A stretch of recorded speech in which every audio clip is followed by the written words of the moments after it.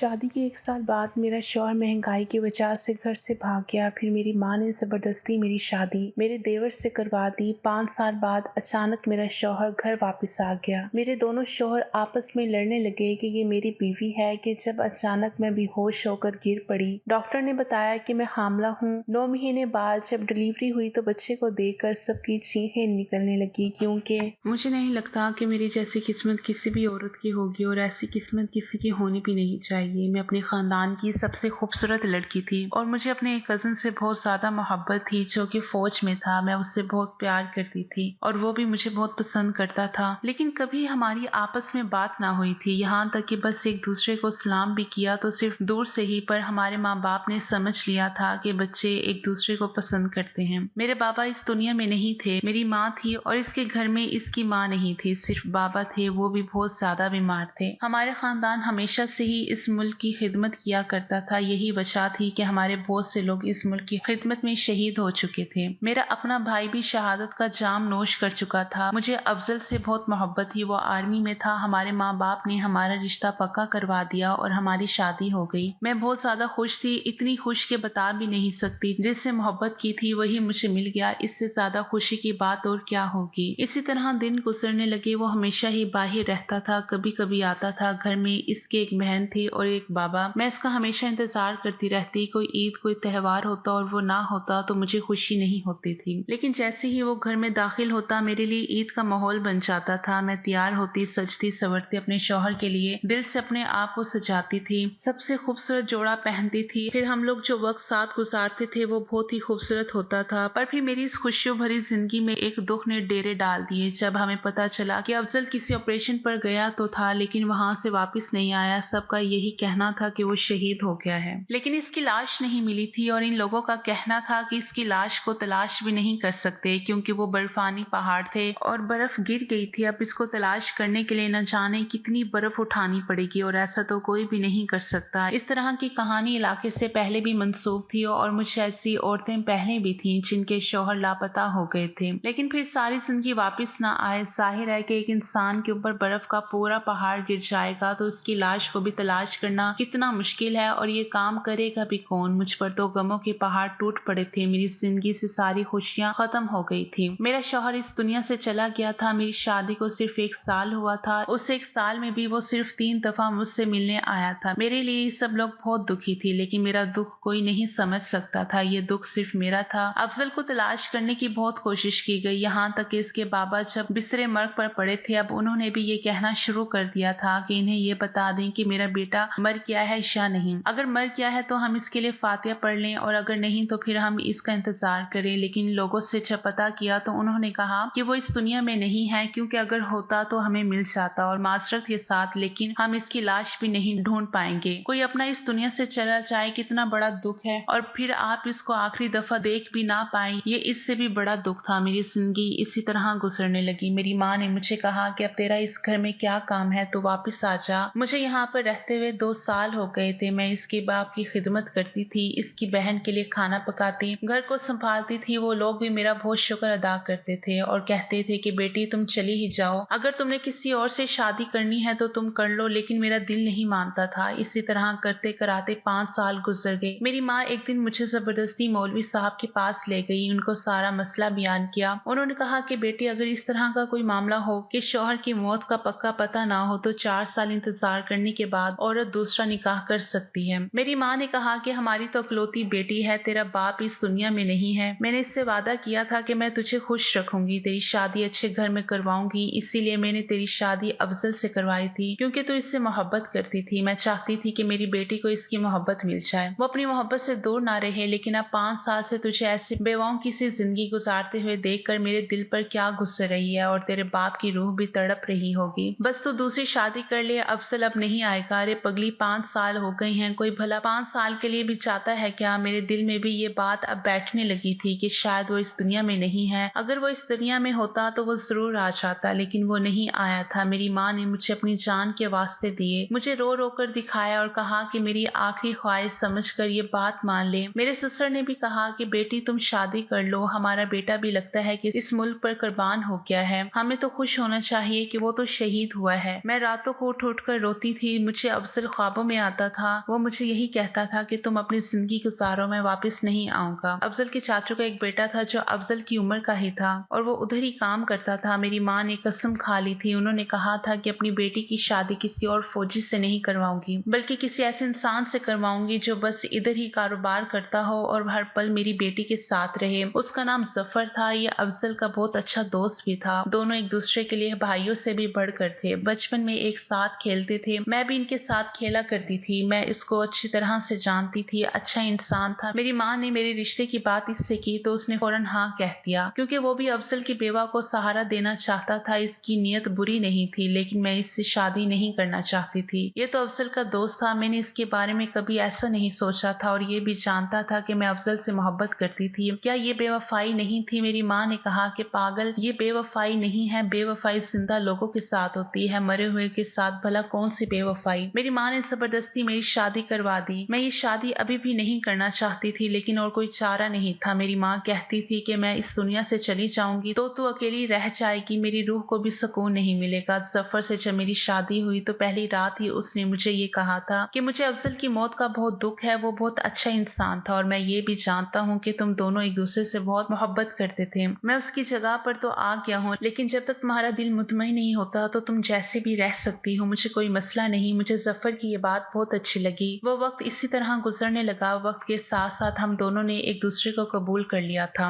मुझे भी एहसास होने लगा कि अब अफजल कभी वापस नहीं आएगा और मेरी जिंदगी जफर के साथ ही है। दिन इसी तरह गुजर रहे थे और पूरे 7 महीने गुजर गए। अब हम लोगों में वैसा ही ताल्लुक बन गया जैसे मेरा अफजल के साथ था। हम उसी तरह एक दूसरे से हंसी मजाक करने लगे, एक दूसरे को अपने दिल की बातें बताने लगे। वो भी मुझसे बहुत सारी बातें करता था कि आज मैंने ऐसा किया, आज इतने गाहक आए, मैं आगे ये करना चाहता हूँ, मैं घर के लिए कोई अच्छी सी चीज लाना चाहता हूँ। उसने मेरे लिए सोना भी बनाया था क्योंकि हमारी शादी तो इसी तरह हुई थी कि बस निकाह की रस्म हो गई और उसने कहा कि तुम मेरी बीवी हो, मैं चाहता हूँ कि तुम्हारी कलाइयाँ खाली ना रहे। उसने मेरे लिए सोने की 2 चूड़ियां भी बनवाई थी और उसने कहा था कि इनको हमेशा पहन कर रखना। मुझे ऐसे लगने लगा था कि बस यही जिंदगी है, गुजर जाएगी, इसको अच्छे तरीके से जीना चाहिए। ऐसे भी लोग होते हैं जो जिंदगी से मरहूम हो जाते हैं या जिनके जीते जी जिंदगी बर्बाद हो जाती है। इसलिए कभी भी किसी भी चीज की नाशुक्री नहीं करनी चाहिए। इंसान को बनाया ही ऐसा गया है कि वो कहीं भी एडजस्ट हो जाता है, अचानक से ही उसको सब्र आ जाता है, नई चीजों में जाकर वही का हो जाता है, नए लोगों के साथ भी रह लेता है। लड़की अपनी सारी जिंदगी घर में गुजारती है लेकिन सिर्फ एक कागज पर दस्तखत करने से ही वो किसी पराये घर को अपना घर समझने लगती है और अगले ही दिन वो ये भी कहना शुरू कर देती है कि मैं अपने घर जा रही हूँ। इंसान को शायद इसी तरह बनाया गया है। मेरे दिल में भी अफजल जिंदा था लेकिन अब मेरा शौहर जफर था और मुझे पता था कि अब मेरी जिंदगी इसी के साथ है। ये जिंदगी 4 दिन की है, गुजर ही जाएगी। एक दिन वो सुबह सुबह उठा तो बहुत खुश था। उसने कहा कि आज इसकी सालगिरह है और उसकी मेरे साथ ये पहली सालगिरह है तो आज के दिन को वो खूब अच्छी तरह मनाएगा। मैंने कहा कि क्या करोगे? उसने कहा मैं अच्छा सा खाना लेकर आऊंगा। तो तुम्हें आज खाना पकाने की जरूरत नहीं है, तुम वही वाला जोड़ा पहन लेना जो तुमने निकाह वाले दिन पहना था, लेकिन उस दिन तुम अच्छे से तैयार नहीं हुई थी, इसलिए आज अच्छे से तैयार हो जाना। मैंने लाल रंग का जोड़ा पहना तो था लेकिन वो कोई इतना ज्यादा अच्छा नहीं था पर मेरे सारे कपड़ों में सबसे अच्छा था। मैंने कहा कि ठीक है। जब वो काम पर चला गया तो मैं तैयार होने लगी। आज मेरे चेहरे पर मुस्कुराहट थी। मुझे ऐसा लग रहा था कि अब कहीं जाकर मैंने जफर को अपना शौहर कबूल कर लिया है और अब मुझे भी इससे मोहब्बत होने लगी है। जब अचानक दरवाजे पर दस्तक हुई, मैं अभी पूरी तरह से तैयार नहीं हुई थी, मेरे बाल खुले हुए थे। मैंने कहा वो शायद जल्दी आ गया, शायद कोई चीज भूल गया होगा। जब मैंने जाकर दरवाजा खोला तो मेरे कदमों तले से जमीन निकल गई क्योंकि सामने का मंजर मेरे लिए बहुत ही अजीब और हैरान कुन था। सामने जफर नहीं बल्कि अफजल खड़ा था। उसकी हालत देखकर लगता था कि वो बहुत कमजोर हो चुका है, शायद बीमार रहा था या किसी ऐसी जगह पर रहा था जहां पर उसे ठीक से खाना नहीं मिला था। लेकिन मैं फौरन पहचान गई कि ये तो अफजल है। इसकी आंखों में भी आंसू थे। हम दोनों की हालत एक जैसी थी। वो मेरे करीब बढ़ा तो मैं 2 कदम पीछे हट गई। मुझे याद आ गया कि अब तो मैं जफर की बीवी हूँ, इसकी नहीं। लेकिन ये क्या हो गया? इसने कहा कि क्या बात है, मुझसे दूर क्यों भाग रही हो? मैं इतने सालों बाद आया हूँ और तुम मुझसे दूर भाग रही हो। तुम्हें पता है मैं कहाँ था, कितनी मुश्किल से तुम तक पहुंचा हूँ, पर तुम यहाँ क्या कर रही हो? तुम जफर के घर में क्या कर रही हो? मैं तुम्हारे घर गया था, तुम्हारी माँ वहाँ पर नहीं थी, पर सामने वालों ने मुझे बताया कि तुम यहाँ पर हो। मैंने कहा अंदर तो आओ, बैठो तो सही। मुझे समझ नहीं आ रहा था, मेरी हालत अजीब हो रही थी। ऐसा लगता था कि कोई जिंदा रहना चाहता है और अब इसके सामने मौत आकर खड़ी हो गई है, जबकि पहले वो मौत मांगता रहा है। उसने मुझे बताया कि वो बड़े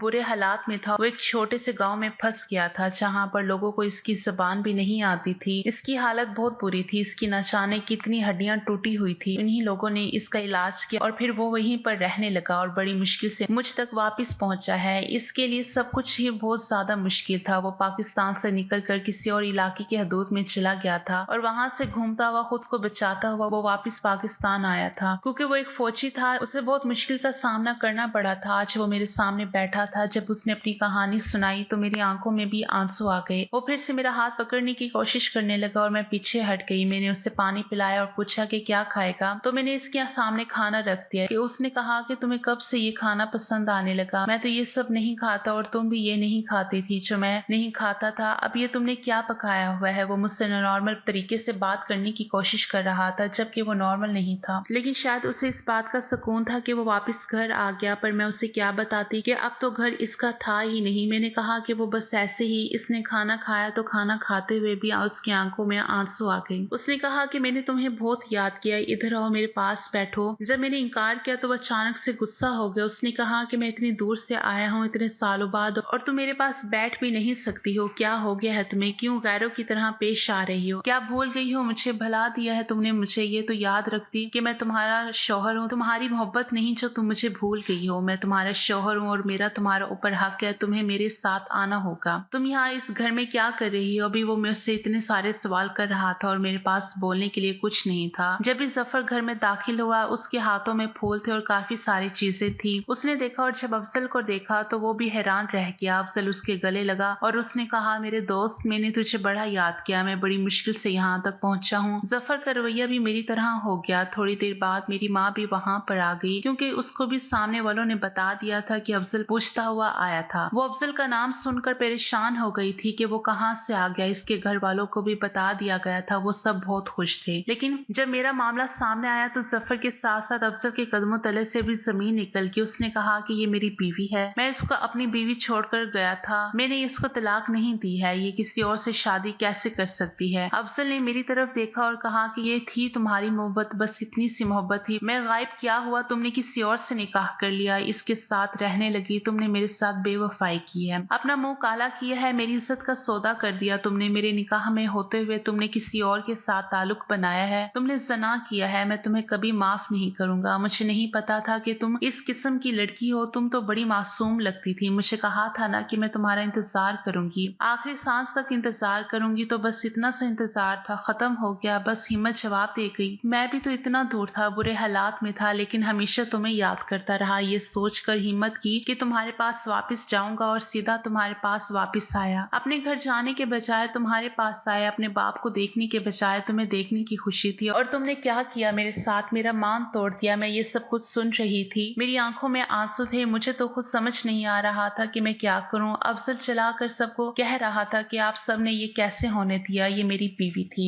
इसको किसी और से कैसे निकाह करने दिया? ये हमेशा मेरी बीवी रहेगी ना? इसके साथ मैंने निकाह किया है, आप सबकी मौजूदगी में किया था। उसने कहा कि गवाह थे आप लोग ये सब कैसे कर सकते हैं? ये मेरी बीवी रहेगी, चाहे मैं 10 साल बाद आऊं, चाहे मैं 15 साल बाद आऊं। तो मेरे ससुर ने कहा था कि नहीं बेटा, ऐसा नहीं होता। उसी मुफ्ती को बुलाया जिसके पास मैं मसला पूछने के लिए गई थी। उसने कहा कि अगर 4 साल तक मुसलसल शौहर लापता रहे तो औरत दूसरी शादी कर सकती है, इसलिए तुम्हारी बीवी ने कोई गैर शरई काम नहीं किया है। मुफ्ती साहब ने कहा कि ये बच्ची मेरे पास मसला पूछने के लिए आई थी और मैंने ही इसको ये मसला बताया था। इसकी माँ इसकी शादी के लिए फिक्रमंद थी। इसने जो भी किया बिल्कुल ठीक किया। अफजल ने कहा कि क्या ठीक किया? मेरा किया, मैंने तो इसको तलाक नहीं दी, फिर ये किसी और के साथ शादी कैसे कर सकती है? मुफ्ती ने कहा कि हाँ, एक बात यहाँ पर बहुत अहम है कि अगर शौहर 4 साल के लिए दूर रहे तो बीवी किसी और से शादी कर सकती है, लेकिन जब 4 साल के बाद दूसरा शौहर वापस आ जाए तो बीवी उसी के निकाह में जाएगी, यानी पहले शौहर के साथ रहेगी और उसका दूसरे शौहर के साथ निकाह मनसूख हो जाएगा। यानी कि अफजल तुम ही इसके शौहर हो और जफर अब तुम्हारे इसके साथ कोई निकाह नहीं है। यही शरई मसला है और यही शरीयत का हुक्म है। जब ये बात मुफ्ती साहब ने बताई तो अफजल के चेहरे पर एक सुकून आ गया, लेकिन जफर की हालत गैर होने लगी। उसने कहा कि मुझे किस बात की सजा मिली? मेरे साथ ये सब कुछ क्या कर दिया आप लोगों ने? ऐसा नहीं हो सकता। मुफ्ती साहब ने कहा कि ऐसा हो सकता है क्योंकि वो उसका पहला शौहर है और उनका निकाह फिर से बहाल हो गया है। जब मेरी माँ मुझे मुफ्ती साहब के पास लेकर गई थी तब उन्होंने मुझे आधी बात बताई थी। वो पूरी बात बताना चाहते थे, पर मेरी माँ ने उन्हें अपनी बातों में लगाकर बात को घुमा दिया था और वो भी शायद बताना भूल गए थे। काश उन्होंने उस वक्त मुझे पूरी बात बताई होती, लेकिन अफजल के वापस आने का कोई इम्कान नहीं था। ये सब जानते हैं, पूरा गाँव जानता था। इसके अपने बाप ने मुझे इजाजत दी थी कि मैं निकाह कर सकती हूँ। मैंने 5 साल उसका इंतजार किया था। 4 साल तक इंतजार करने का हुक्म इस्लाम देता है, मैंने तो 5.5 साल उसका इंतजार किया, लेकिन वो तब भी वापस नहीं आया तो मैं क्या करती। अफजल ने मुझे कहा कि जो हो गया सो हो गया, मैं उसे भूल जाने को तैयार हूँ, तुम्हें माफ करने को तैयार हूँ, क्योंकि तुम जरूर परेशान होगी, लेकिन अब तो मेरे घर चलो और दोबारा इस आदमी का नाम भी नहीं लोगी। मैं जैसे ही जाने लगी, जफर ने मेरा हाथ पकड़ लिया और कहा कि ऐसे कैसे, ये मेरी बीवी है, ये मेरे साथ रहेगी। वो दोनों लड़ने झगड़ने लगे। मुझे ऐसे लगने लगा कि मैं कोई चीज हूँ जिसके लिए 2 बच्चियां आपस में झगड़ रही हैं। सबने जफर को समझाया कि अब तुम्हारा इसके ऊपर कोई हक नहीं है, तुम एक तरफ हट जाओ। मैं अफजल के साथ चली गई। वो मुझे अपने घर ले गया। मेरी हालत कुछ अजीब सी थी, मुझे कुछ समझ नहीं आ रहा। तो उसने कहा, क्या हो गया है तुम्हें? तुमने मुफ्ती साहब की बात नहीं सुनी? मैं ही तुम्हारा शौहर हूँ, फिर तुम मुझसे दूर क्यों भाग रही हो? तुम्हें बड़ा शौक था ना फतवे लेने का, इस्लाम के ऊपर अमल करने का, कि 4 साल तक शौहर वापस नहीं आया तो चलो शादी कर लेती हूँ। लेकिन अब इस्लाम का पता चल गया ना तुम्हें कि अब मैं वापस आ गया हूँ, तो मैं ही तुम्हारा शौहर हूँ। अब इस इंसान को अपने दिल से निकाल दो। वो एक सांप है जिसने अपनी ही दोस्त की बीवी के साथ शादी की। कहने को मेरा भाई, मेरा कजन, मेरा सब कुछ था, मेरे लिए भाइयों से भी बढ़ के था। मैंने उसे कभी कजन नहीं समझा था, हमेशा भाई समझा था, लेकिन उसने जो किया शायद वो ही कर सकता था, क्योंकि जो लोग हमारे सबसे ज्यादा करीब होते हैं हमारे साथ वही धोखा करते हैं। मैं अफजल के साथ रहने लगी। उसका रवैया मेरे साथ कुछ अजीब सा था। वो बहुत ज्यादा चिड़चिड़ा हो गया था, क्योंकि वो इतने सारे हालात काट कर आया था कि वो पहले जैसा नहीं रहा था। इसकी बातों में तंज था, इसके लहजे में जहर था, इससे मुझ पर गुस्सा था, इसके अंदर की मर्दानगी ठाठे मार रही थी। जाहिर है कि इसके लिए ये सब कुछ बहुत मुश्किल था, मैं समझ सकती थी, लेकिन आहिस्ता आहिस्ता वो ठीक होने लगा। इसके दिल में मेरी मोहब्बत जागने लगी। उधर जफर बार बार मुझसे मिलने की कोशिश करता था, मुझे फोन करता था, लेकिन अफजल ने मेरा फोन ही तोड़ दिया। अब इसमें मेरी क्या गलती थी? मैं उससे कोई राब्ता नहीं करना चाहती थी, क्योंकि अगर मुफ्ती साहब की बात ठीक थी तो फिर अफजल ही मेरा शौहर था। मुझे किसी और के साथ राब्ते में नहीं रहना चाहिए था। मैं सारी सारी रात रोती थी, ये सोचती थी कि मेरी जिंदगी को तो अजाब बना दिया गया है। ये सब कुछ मेरी माँ ने किया था। मैं किसी और से शादी नहीं करना चाहती थी। मुझे मेरे हाल पर छोड़ देती है, अफजल वापस आता या ना आता, मुझे किसी और से शादी नहीं करनी थी। लेकिन जिस दिन सारा कुछ ठीक होने लगा उसी दिन सारा कुछ फिर से खराब हो गया था। मैं क्या कर सकती थी? मैं अफजल के साथ 3 महीने रही। जब एक दिन सफर घर आ गया, उसने कहा, मुझे मेरी बीवी वापस करो। इसकी हालत अजीब सी थी, वो बहुत दुखी लग रहा था। शायद उसने अपने आप को खत्म करने की कोशिश भी की थी। उसने ठीक से खाना नहीं खाया था, उसका घर सूना हो गया था, मेरे बगैर वो नहीं रह सकता था। उसने अपनी जुबान से कहा था कि इससे मेरी आदत हो गई है। मैं तो बाहर ही नहीं आई। मुझे अफजल ने कहा कि कोई जरूरत नहीं है तुम्हें बाहर आने की। बाहर झगड़ा होने लगा, लड़ाई होने लगी। फिर से मुफ्ती साहब को बुला लिया गया। उन्होंने जफर को समझाया कि अब तुम इनके साथ आना जाना भी नहीं रख सकते और तुम्हारा यहाँ पर कोई काम नहीं है, तुम चले जाओ यहाँ से। लेकिन वो मानने को तैयार नहीं था। वो लोग बुरी तरह लड़ रहे थे। जब अचानक से मेरी तबीयत खराब हो गई, जब मुझे डॉक्टर के पास ले जाया गया तो डॉक्टर ने कहा कि मैं माँ बनने वाली हूँ। मेरे लिए ये बात भी बहुत बड़ी मुसीबत से कम नहीं थी, जबकि माँ बनना हर औरत का ख्वाब था। लेकिन इस बच्चे का बाप कौन था ये मुझे नहीं पता था। मैं जफर के साथ रह रही थी, हमारी जिंदगी अच्छी गुजर रही थी और 2-2.5 महीने से मैं अफजल के साथ रहने लगी थी। डॉक्टर के मुताबिक मेरा हमल भी इतना ही था, 2.25 महीने बताए जा रहे थे। इसका मतलब कि इस बच्चे का बाप कौन था ये अभी तक किसी को भी नहीं पता था, और ये तभी पता चल सकता था जब बच्चा इस दुनिया में आता। अफजल और जफर की फिर से लड़ाई होने लगी। जफर ने कहा कि इसकी कोख में मेरा बच्चा है और अगर तुमने अपनी बीवी को रखना है तो रखो, लेकिन बच्चे को मैं ले लूंगा। मेरे शौहर यानी अफजल ने कहा कि बच्चा भी मेरा है और बीवी भी मेरी है, तुझे कुछ नहीं मिलेगा, मैं तुझे जान से मार दूंगा अगर तूने मेरे घर में कदम रखा या मेरी बीवी का नाम भी लिया। अफजल बार बार मेरा नाम लेने लगा। उन दोनों की लड़ाई शिद्दत इख्तियार कर गई। हाथापाई पर उतर आए। मैं चला चला कर रो रही थी। मुझे ऐसा लग रहा था जैसे ये सब कुछ मेरी वजह से हुआ है। मुझे मेरे ससुर ने भी ताने देना शुरू कर दिए, मेरी नंद ने भी, कि तुम्हारे लिए 2 भाई आपस में लड़ रहे हैं। ये तो एक दूसरे की जान थे, एक दूसरे को जरा सा भी दुख नहीं पहुंचा सकते थे, और आज कैसे एक दूसरे के लिए दुश्मनों से भी बढ़कर हो गई हैं। सिर्फ तुम्हारी वजह से तुम्हें ही शौक चढ़ा था दूसरी शादी करने का। पहले शौहर की मोहब्बत बनकर बैठना था ना। मोहब्बत के तो बड़े दावे करती थी। डॉक्टर ने कहा था कि जब तक बच्चा इस दुनिया में नहीं आता तब तक हम नहीं बता सकते कि इसका बाप कौन है। जफर ने पहले ही कह दिया था कि बच्चा मेरा है और जैसे ही बच्चा इस दुनिया में आएगा मैं इसे लेकर चला जाऊंगा। उसने कहा था कि कि मुझे तुम्हारी भी कोई परवाह नहीं है, बच्चा तुम्हारे बगैर रह लेगा, मैं इसे माँ और बाप दोनों का प्यार दूंगा। मैं परेशान थी कि कहीं ये सचमुच मेरे बच्चे को ना ले जाए, और उधर अफजल ने एक अजीब सी बात कर दी। उसने कहा कि अगर ये बच्चा जफर का है तो फिर हम ये बच्चा उसको दे देंगे। दोनों सूरतों में ही मुझे मेरे बच्चे से दूर करने की साजिश हो रही थी। मेरे दिल पर क्या गुजर रही थी ये सिर्फ मैं ही जानती थी। अगर मेरी कोख में ये बच्चा ना होता तो मैं अभी तक खुदकुशी कर लेती। मुझे जफर ने किसी और नंबर से एक वॉइस मैसेज भेजा। उसने कहा कि मुझे अब तुम पर कोई भरोसा नहीं है और तुम मुझे अपनी जिंदगी में वापस नहीं चाहिए हो, लेकिन अपना बच्चा मैं तुम्हारे पास नहीं रहने दूंगा। ये बात याद रखना। और मैंने अफजल को भी किसी से फोन पर बात करते हुए सुना है कि वो मेरी बीवी है, मैं उसको नहीं छोड़ सकता। इससे बहुत मोहब्बत करता हूँ, लेकिन अगर इसकी कोख में उस इंसान का बच्चा है तो मैं उस बच्चे को अपने घर में नहीं रहने दूंगा। मुझे समझ नहीं आ रही थी कि मैं क्या करूं। मेरे अंदर मेरा बच्चा था और मैं अब एक माँ बन चुकी थी। मैं इन दोनों की बीवी बनकर नहीं बल्कि इस बच्चे की माँ बनकर सोच रही थी। आखिर वो वक्त आ गया जब इस बच्चे ने पैदा होना था, और इसी टाइम टेस्ट करके ये पता भी लगा सकते थे कि इसका बाप कौन है। लेकिन जब मेरा आखिरी वक्त आया तो मेरी तबीयत बहुत ज्यादा खराब हो गई। डॉक्टर्स ने कहा कि कुछ गड़बड़ लग रही है, हमें ऑपरेशन करना पड़ेगा। जब ऑपरेशन करके मेरे बच्चे को पैदा किया गया तो डॉक्टर की चीखें निकल गई, क्योंकि मेरे बच्चे को पैदाइशी तौर पर एक जिल्द की बीमारी थी, जिसकी वजह से वो बहुत ही ज्यादा अजीब लग रहा था। ऐसा लगता था कि इंसान का बच्चा नहीं है। इसकी जिल्द बहुत ही अजीब तरह की थी, जैसे कोई दरख्त होता है। इसको जो कोई भी देखता था इसकी आंखों में आंसू आते थे। वो